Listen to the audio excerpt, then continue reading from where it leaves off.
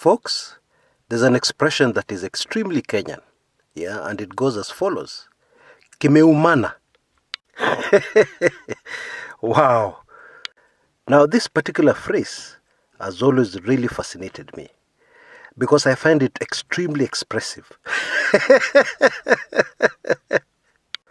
What it means is that things have gotten very dodgy, things have gotten very complicated.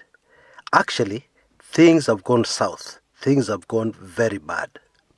For instance, you could owe your landlord some money, you've not paid rent for 2-3 months, and then finally, one day it comes with a very big padlock. Okay? You have no idea where you're going to raise the money you need to pay your 3-4 months rent. Maybe it amounts to 70,000-80,000 Kenya shillings. You already owe money left, right, and center. Now, that is a perfect environment and situation for you to use that Kenyan expression. Bro, kimeumana. Saidia mimi bwana. Kimeumana kuumana. Well, we can apply the same phrase to the current fight against corruption. Actually, kimeumana. Some Kenyans have been speculating, very wild speculations it seemed at first, that the current shift to lifestyle audits, is a sign that the fight against corruption through courts, through taking people to face the law, might not work out according to plan. Now, that wild speculation does not look like speculation at all, let alone not being wild. Let me explain. Some very interesting facts have come to light, and these are in relation to the PS, the lady PS, Lilian Omolo. Actually, her full names are Lilian Mbogo Omolo. For those very interested in tribe, this is a bit confusing. For the sake of those very interested in tribe, it appears that Mrs. Omolo rather, is connected to the two most controversial tribes in Kenya, one by birth and one by marriage. Let me just leave it at that. So PS Omolo has a very interesting incident that took place that affected her. On the day of the famous handshake between opposition leader Raila Odinga and former President retired Mwai Kibaki, this PS was with Bwana Joseph Kinyua. Of course, you know who Bwana Joseph Kinyua is. He works right inside State House. He's the head of the public service. Very experienced technocrat. So, she was with him. And he suggested that she accompany him to this famous handshake function between Raila Odinga and Mwai Kibaki. At that function, she met a man who identified himself as Bwana Githinji. Okay?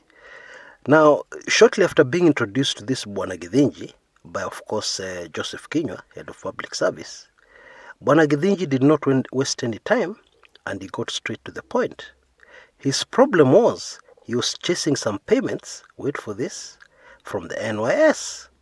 And what he wanted was for PS Omolo to assist him. And guess which companies he was chasing payments for? A company is very familiar to Kenyans right now. Horizon Group and Petro Kenya. Bwana Githinji said that is associated to those two companies and is chasing for payments due to those two companies. Now maybe let me jog your memory a bit. Horizon Group is linked to the famous Ben Gedhi. Remember NYS 1? NYS Scandal 1? Yep. And let me also jog your memory about Petro Kenya. Or maybe give you information you don't have. The majority owner of Petro Kenya is a man called Gor Semelango. A well-known businessman in Kenya. And his partner, with over 40% shares, is a man called Paul Gadesha Mohoho. Now, Bwana Gadesha Mohoho is the younger brother to the mother to the president.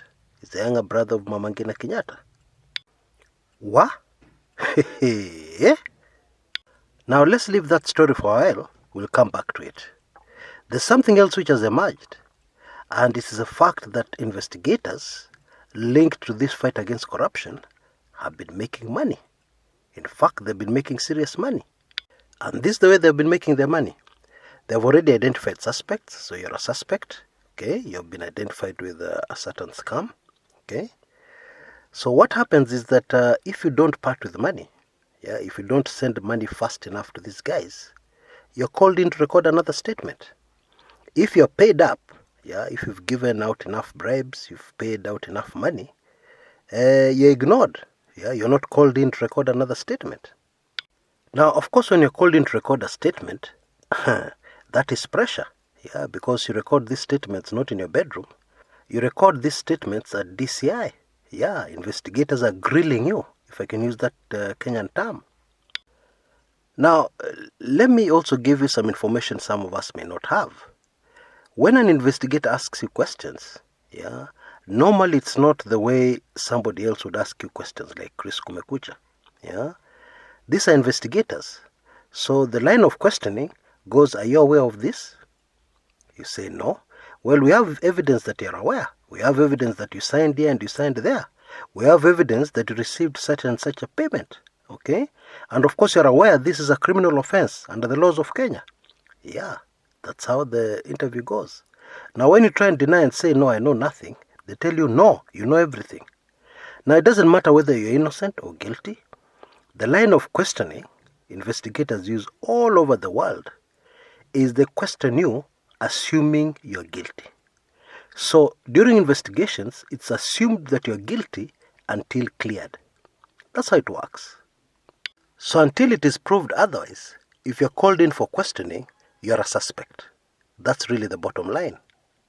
Which means, if you're called in for questioning, arrest is not very far. That is the bottom line.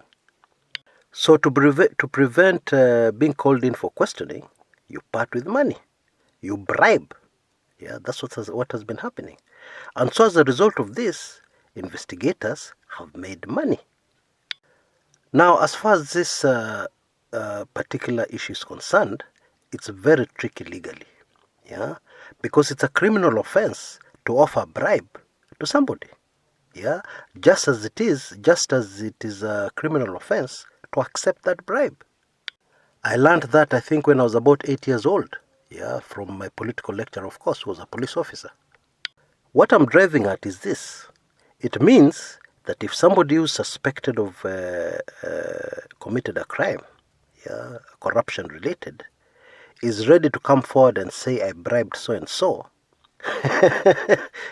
what it means is that actually there are two prosecutions there. The prosecution of the person he accuses and his own prosecution for bribing. Now that is what I call a kamikaze move. Kamikaze is really committing suicide. Okay? That means I will not go down alone. Yes, I've been nabbed. Yes, there's enough evidence to nail me on this, but I am not going down alone. Which is what we've been discussing on this channel, and which, it seems, is what is to unfold shortly. Now I'm sure most of us are aware that already one investigator, in fact the chief investigator in the NYS issue, has been pulled out of the case. And why were they pulled out of the case? Because of a sworn affidavit by some of the suspects that actually that investigator is very well known to those suspects. And not only is he well known to those suspects, he was involved. He received money related to the same. So already it's very clear where this thing is headed. And it is exactly what we have said here, that people are going to start singing. They're going to start singing songs that Kenyans are going to be very interested in. But those same songs, very powerful people in government will not want to be sung at any costs. Now let me clear a bit of confusion that some of us may have. And the confusion arises from the fact that most people just look for companies. We want to know which companies were involved in corruption. And those individuals who are arrested, businessmen, what companies are they linked to? Well, let me tell you something shocking. In all that, there's a missing link. And this missing link is the most important person in that corruption deal. Let me explain. And I'll give a very hypothetical example. You have identified that there's money, a certain ministry needs stationery. okay? And you know somebody within that ministry who's in charge of giving out this tender. Yeah, is your friend. So you approach them and you say, okay, fine, let's get a supplier for this, and then you'll get some money from it. And the person within that ministry says, yes, let's go ahead with it. Now, pay careful attention to the fact that this person who has approached the other person in the ministry does not own any company. Yeah, they don't have any company. Yeah, they are what you'd call a freelancer. Yeah, you can call them part of a cartel. So the next thing they do is they identify a company and they approach the company. They say, look, the ministry needs stationery worth $1 million bob.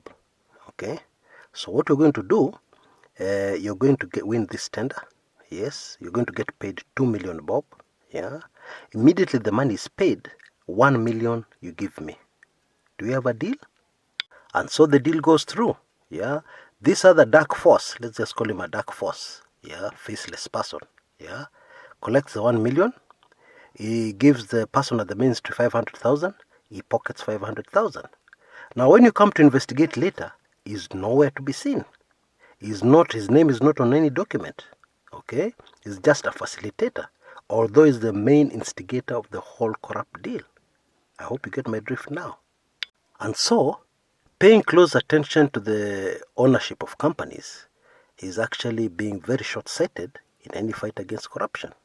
It actually means very little, because you'll only nab those people involved, but you'll not nab the chief instigator, the main person in the whole deal will not be nabbed. First of all, it will be very hard to get evidence of that main person. Yeah, because all he did, he was a middleman. Yeah, he connected, he organized, he made things happen, and then he vanished. Going forward, that's a very important point to note, because that's precisely how cartels work. There's no paper trail that will lead you to cartels. Never ever. Unless somebody is very new at this game, unless somebody is a complete amateur, and somebody is not very smart. Now, in conclusion, the link within PetroKenya of a minority shareholder who is linked directly to State House, that is shocking. But it also tells us there's a can of worms that some of these suspects may open, that many Kenyans will be shell-shocked.